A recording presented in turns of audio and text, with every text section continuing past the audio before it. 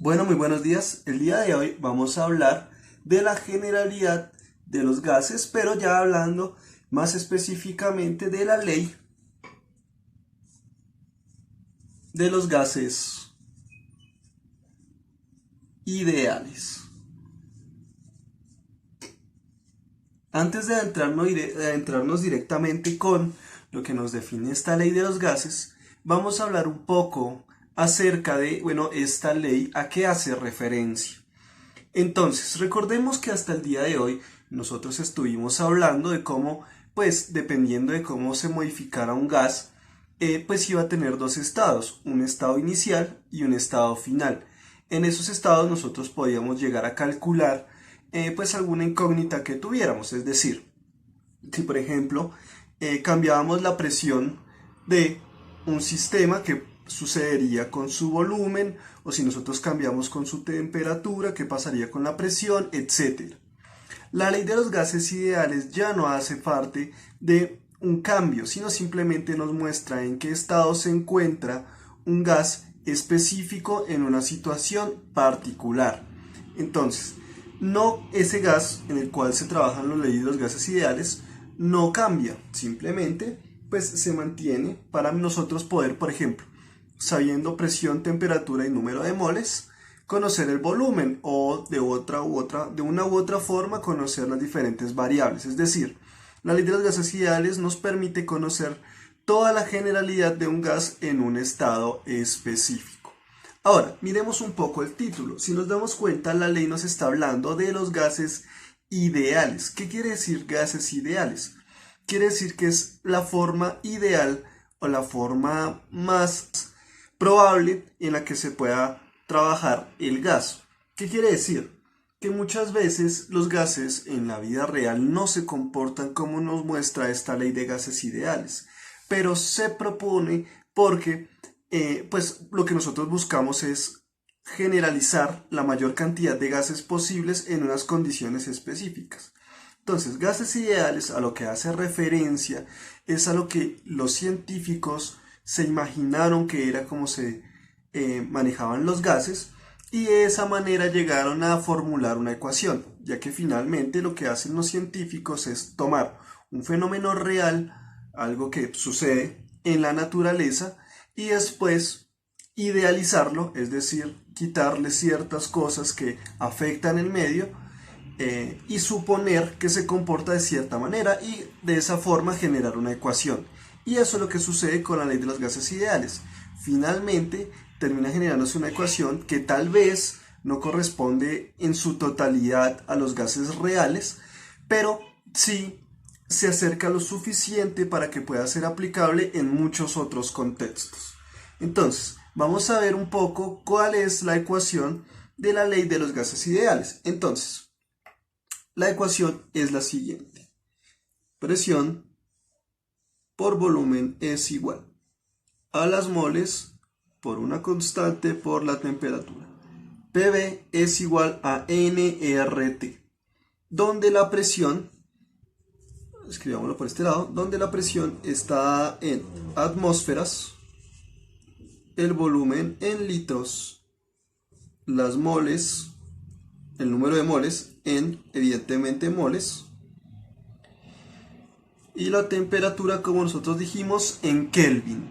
Ahora, si nos damos cuenta, en estos cuatro valores falta uno del que hace parte de la ecuación, que es la R. La R es una constante, denominada también la constante de los gases ideales. ¿Qué quiere decir esto?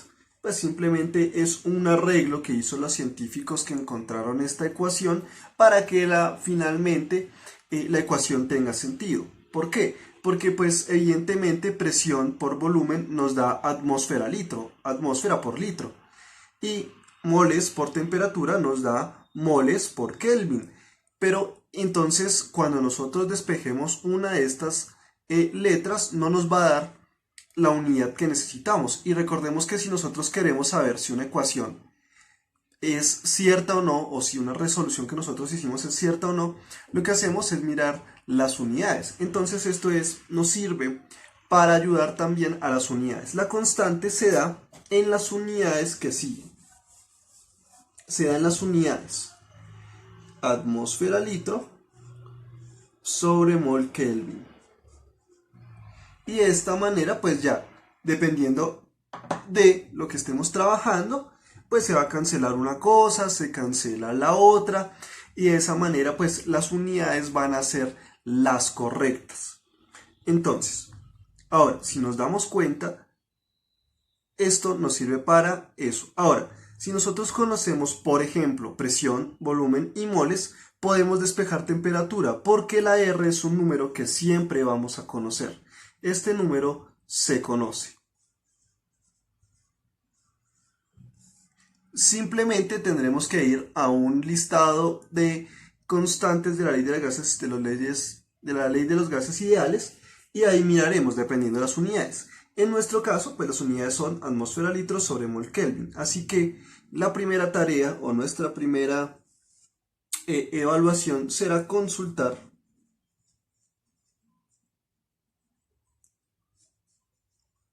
el valor de R.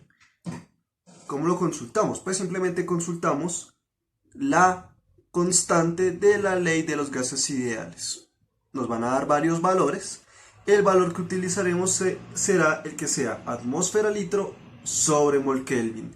Y por otro lado, realizaremos un ejercicio. Igualmente, si nosotros sabemos despejar, cualquiera de estos valores puede ser obtenido. Entonces, la ecuación, el ejercicio que vamos a resolver es el siguiente. Tenemos un gas, una pipeta de gas de oxígeno, y tiene una presión interna de 2 atmósferas. El volumen es de 20 litros y tiene una cantidad de moles aproximada, o bueno, tomemos la temperatura y hallemos las moles. Una temperatura, digamos la temperatura ambiente, que serían 20 grados centígrados. Ahora, si nos damos cuenta, estos 20 grados centígrados no están en Kelvin. Lo primero que tenemos que hacer es pasarlos a Kelvin, ¿no? Y finalmente, la pregunta sería, bueno, ¿cuántas moles hay en un gas de este estilo? Bueno, espero que hayan aprendido, que les haya gustado.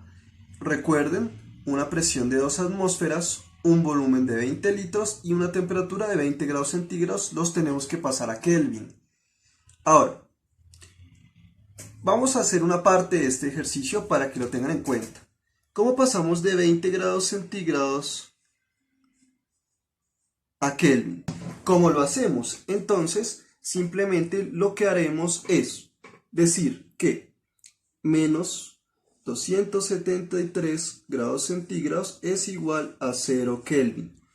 ¿Esto qué quiere decir? Quiere decir que menos 273 grados centígrados es igual a 0 Kelvin y van aumentando en uno en uno.